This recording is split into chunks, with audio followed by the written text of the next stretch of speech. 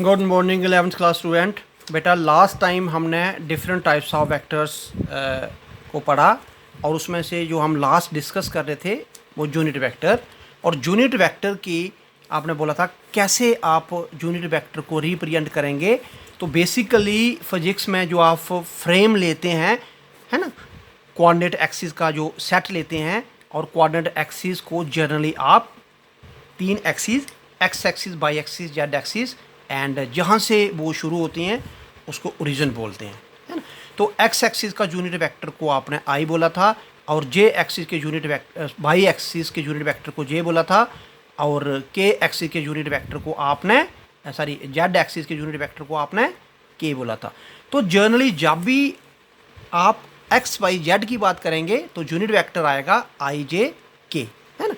तो हमारे पास एक वेक्टर, अगर बात करूँगा कि कोई वेक्टर एक्स वाई प्लेन पे है, तो इसका मतलब हो गया इधर है, इसका मतलब उसका एक्स कोऑर्डिनेट भी होगा, उसका वाई कोऑर्डिनेट भी होगा, लेकिन उसका जेड कोऑर्डिनेट नहीं है ना।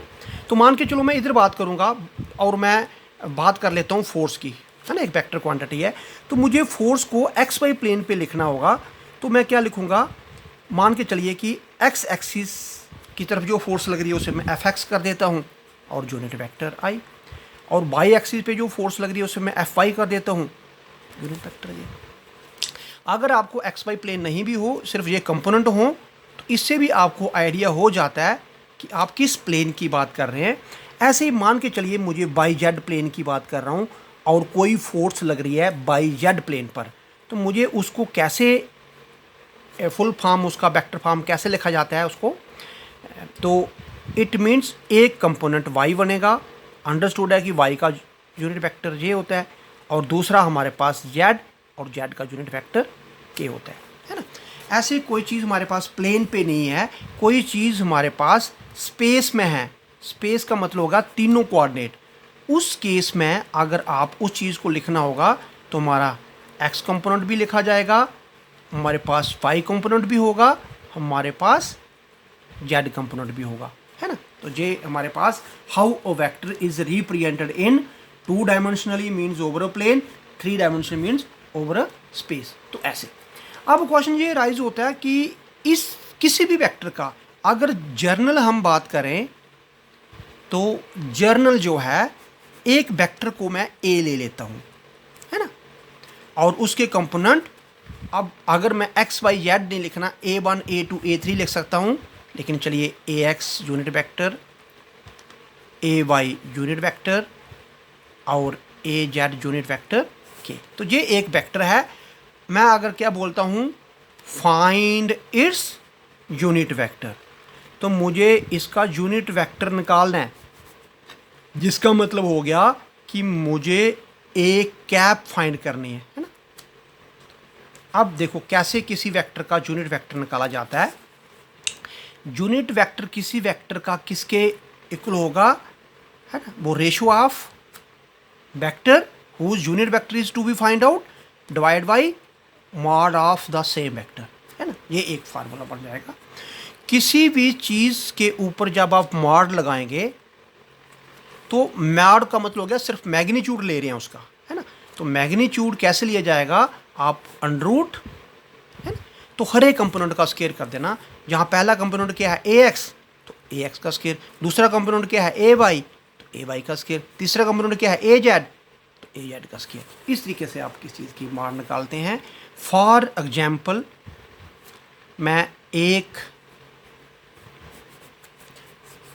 वेक्टर लेके चलता हूँ, हमारे पास एक वेक्टर है ए, मान के चलिए this is 3 unit along x axis plus 4 unit along J axis and 1 unit along के एक्सिस, है ना।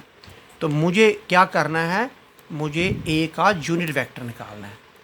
तो जैसे कि मैंने अभी आपको बोला कि यूनिट वेक्टर के लिए सबसे पहले मॉड निकालना ज़रूरी है, तो मैं पहले मैग्नीट्यूड ऑफ वेक्टर ए निकालता हूँ, है ना, जिसको आप सिंपली ए लिख सकते हैं।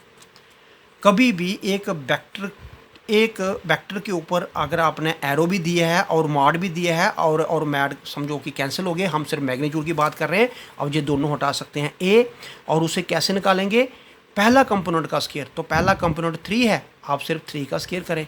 दूसरा कंपोनेंट का स्क्वायर 4 है, तो 4 का स्क्वायर करें। तीसरा कंपोनेंट -1 है, तो -1 का स्क्वायर करें।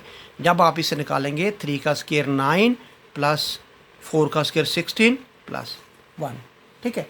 तो जब आप इसे सॉल्व करेंगे हमारे पास ये क्या बन जाएगा, 16 प्लस 9 25 26, ये हमारे पास 26 हो जाएगा।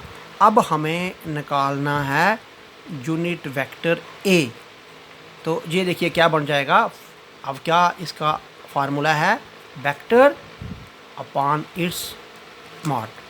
तो ए वेक्टर, इट मीन्स वेक्टर क्या है, 3 टाइम्स आई प्लस 4 टाइम्स ये माइनस के डिवाइड बाई 26, ठीक है। फिर चाहे आप इसे ये √26 इसका भी है, it means 3 divide by √26 unit vector I plus 4 divide by √26 J minus 1 divide by √26 के।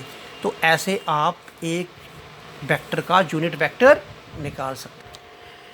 तो मैं एक और प्रॉब्लम ले लेता हूँ, जिसमें क्या करना, हमें यूनिट वेक्टर दिया हुआ कि ये वेक्टर यूनिट वेक्टर है, उसमें कोई पर्टिकुलर कांस्टेंट है, वो वैल्यू निकालनी। जैसे find the value of x, ठीक है, इन द यूनिट वेक्टर। तो कौन सा वेक्टर आपको दिया गया है, ये वेक्टर आपको दिया गया 0.4 यूनिट वेक्टर आई प्लस 0.8 यूनिट वेक्टर जे प्लस x यूनिट वेक्टर के, है ना।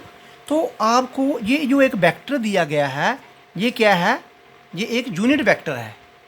तो आपको क्या करना, आपको x की वैल्यू निकालनी है ना। तो मैं लेट करता हूँ कि ये पूरा वेक्टर a के बराबर है ना। तो लेट कि आपने इस वेक्टर को क्या मान लिया, ये यूनिट वेक्टर है, तो वो a मान लिया, है ना। और 0.4 आई कैप 0.8 जे कैप प्लस x के कैप, है ना। तो अभी आपने बोला कि जब मुझे इस चीज़ को निकालना होगा, तो मुझे इस चीज़ को कैसे निकालना, कि ये वेक्टर तो आपको दिया गया यूनिट वेक्टर, इट मीन जिसका मैग्नीट्यूड 1। तो जब मैं फार्मूला लगाऊंगा तो ये फार्मूला क्या बन जाएगा, A cap upon its mod, है ना। तो इसका मतलब होगा इसका मैग्नीट्यूड जो है वो 1 दिया गया है। तो अगर मुझे किसी का मैग्नीट्यूड निकालना है, वो कैसे निकालते हैं, सभी का स्क्वायर। तो ये क्या आ गया, 0.4 का स्क्वायर, 0.8 का स्क्वायर और x का स्क्वायर, है ना। ये चीज़ तो हमें दी गई है मैग्नीट्यूड ऑफ वेक्टर, और वो तो हमें यूनिट वेक्टर है, इसलिए ये 1 हो जाएगा। तो 0.4 0.16, 0.8 0.64 प्लस x का स्क्वायर, है ना। तो जब मैं इसे लिखूँगा 1 = 0.16 और 0.4, तो this is 0.80 mean 0.80 plus x का स्क्वायर। तो मुझे स्क्वायर को उठाने के लिए अगर मैं स्क्वायरिंग बोथ साइड करता हूँ, तो ये क्या बन जाएगा, 0.8 plus x square, it mean x square 1 minus 0.8, x = 1 minus 0.8 mean 0.2, और स्क्वायर है तो इस पर अंडरूट आ जाएगा। तो जहाँ पर हमारे पास अगर मैं x की वैल्यू √0.2 पुट करूँ और उसका अगर मॉड निकालूँ, वो mod magnitude, mod mean magnitude, वो 1 आएगा ऑटोमेटिकली। तो क्लियर हो जाएगा कि ये वेक्टर जो है एक यूनिट वेक्टर है ना। तो this is the expression for the unit vector, how unit vector can be determined if we have given a unit vector, and how we can find the value of a constant in that particular unit vector. Thank you very much.